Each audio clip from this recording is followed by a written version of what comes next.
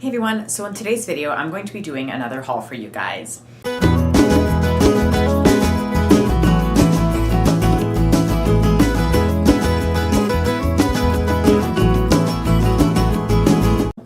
did another haul not too long ago. I want to say it was maybe only about 3 weeks ago, but I went out and I bought some more stuff for my tank today, and I bought quite a bit, so I figured that I would do another one even though it hadn't been that long since my last one. Once again, this haul has something from pretty much every category. I got some plants, I got some ornaments, I got some supplies. I didn't get any fish this time though, but I got pretty much a little bit of everything else. With that being said, let's get right into the video. So the first thing that I'm going to start with is 2 Indian almond leaves. Now these leaves basically, they release tannins into your water that can have medicinal properties, and they also are good for healing and de-stressing your fish. So these are about 99 cents each, and they're pretty large, so that is the first thing that I picked up.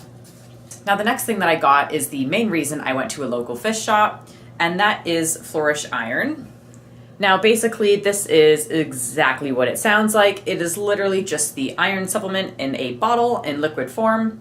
Now it is kind of recommended to use iron supplements when you have reddish plants. I recently bought some Scarlet Temple, and I also bought a plant that's kind of reddish that I'll show you later in this haul.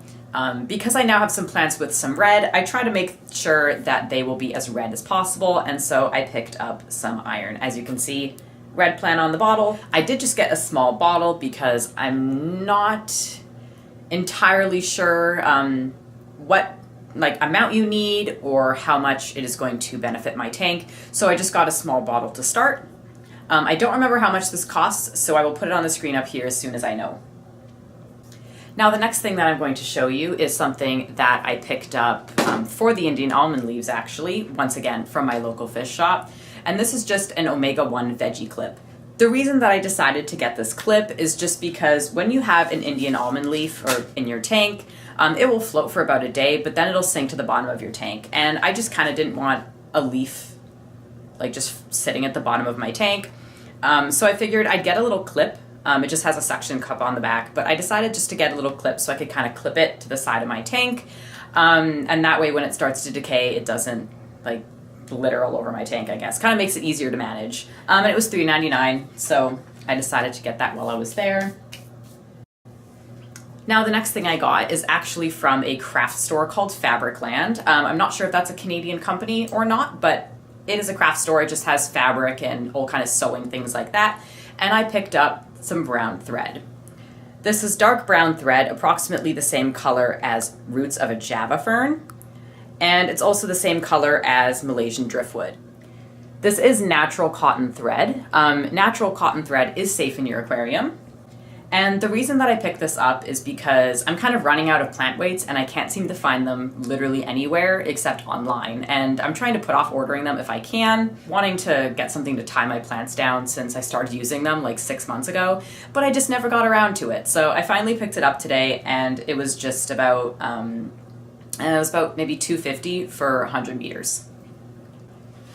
Now another thing that I got from that store is some bent tweezers. Now you may be wondering why I decided to pick up tweezers. And the reason that I decided to pick these up is simply for aquascaping purposes.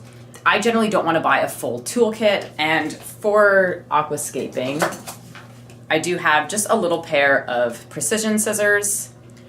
So I don't really need a full kit. I find sometimes when I'm trying to organize my tank, I end up clipping the wrong leaf sometimes because I just can't get a proper grip of it. I can't see it very well.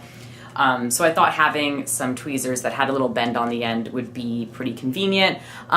It was almost $7, so they weren't exactly cheap, but they're pure metal. So that's why I picked these up, just for aquascaping, and because I saw them at the fabric store, I decided that I would pick them up while I was there. Now the next thing that I picked up is from PetSmart, and this is just some more fish food. The fish food that I choose to feed my fish is the omega-1 Super Color Flakes. The reason that I choose this one is because I always like meat to be the first ingredient of my fish food, and I find that omega-1 is a brand that the first 2 ingredients are fish, and so it's not filled up with fish meal and wheat and all that kind of stuff. So, but I just picked up a big bottle of fish food. I'm running low, and because I did get a community tank, I decided to get a big bottle. Plus, that was mainly the one that was the best value for my price. This container of food was about $10 for 62 grams or 2.2 ounces. Not sponsored, but Omega-1 is the only brand that I will use to feed my fish. Now, the next thing that I bought is really weird, but I bought a breeder mesh thing. And the reason that I got this actually has nothing to do with baby fish. I picked this up in case I ever have to isolate one of my fish.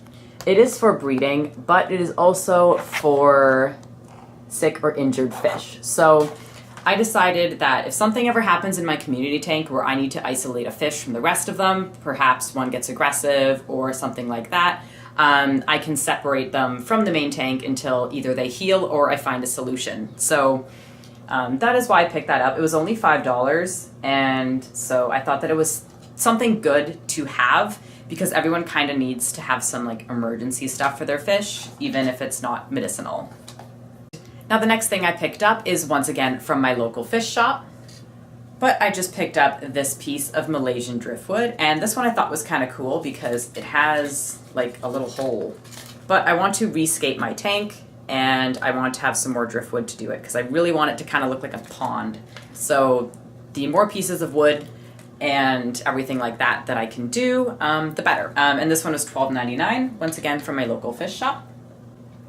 And the next thing that I purchased is another piece of Malaysian driftwood, once again $12.99, and from my local fish shop. This one kind of looked like a tree to me, kind of like a tree trunk. Do you guys see it? I don't know. But I liked how it had this little like kind of shelf here. I thought that I could put like a little plant there. I have a lot of non-rooting plants. And yeah, that's just kind of what it looks like.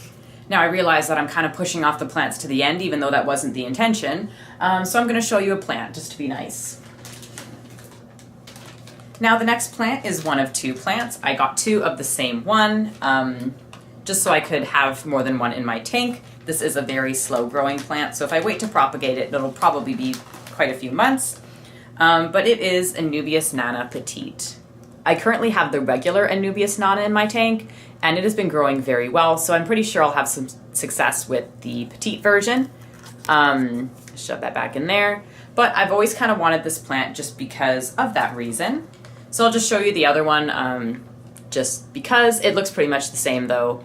And this is one that you can tie to rocks or driftwood, and I intend to put it on the new piece of driftwood that I bought that I just showed you. Those were about $6.99 each, I think. Usually the potted plants at my local fish shop are about $6.99 each. If I'm wrong, I'll correct it on the screen above me. But those are two of the plants that I bought. I do have a couple more, but I will do those in a little bit. So the next thing that I purchased was from PetSmart as well, and it was about $3.99, I believe. And these are just some aquarium heater holders. A long time ago, my aquarium heater, which is a 100-watt heater, both of the suction cups broke. One went first, and then the second one went about a few months later. I replaced them, but I ended up buying one that the diameter was a little bit too small. So I ended up having to cut it and kind of tie it onto my heater, and it worked, but it's starting to lose suction now, so I kind of need another one, especially because I only have one right now. So I decided to pick up aquarium heater holders that are a little on the larger side. So hopefully these ones will work and I don't have to cut anything or use two.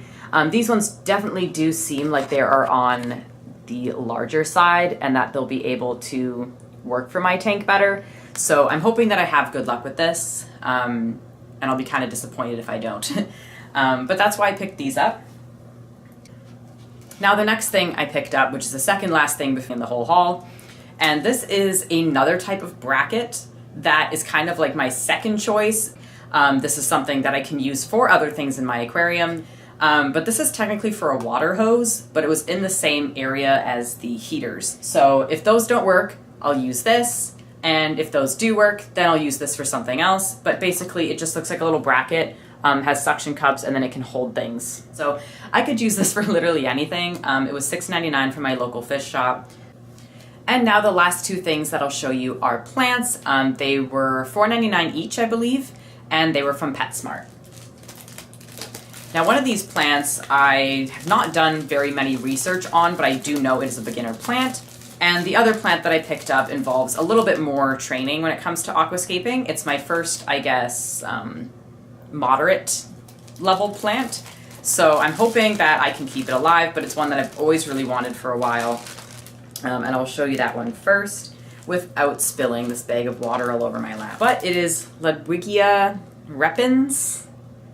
I hope I'm not butchering the pronunciation of that because that would be embarrassing. But this is a plant that will grow quite well and will be a good background plant. Right now it's more green, but this plant can definitely grow red. Hence another reason I bought the iron supplement. There's a few red leaves on there, but for the most part it's green.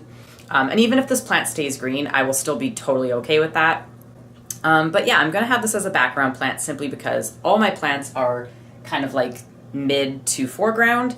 And so I got a tall plant, but I am very excited to plant this because I think that it will end up looking really good. So now the last thing of my haul and the last plant that I purchased is a beginner plant that I have never really done any research on, but I have heard other people say it is a beginner plant. So, you know, I'll do a little bit of research now, but I have confidence that I should be able to keep it alive, even though I haven't researched this plant specifically before. And it is Moneywort. Once again, it is a tall background plant. It is quite leafy, but it is just a bright green. I have no complaints with any of PetSmart's plants. I think that they're all pretty good. So after buying these plants, I think I finally am going to create the aquascape that I want. The look that I love is very full, very lush, dense plants. So the more and more that I buy, the closer I get to that look. And I think that now I might finally have it.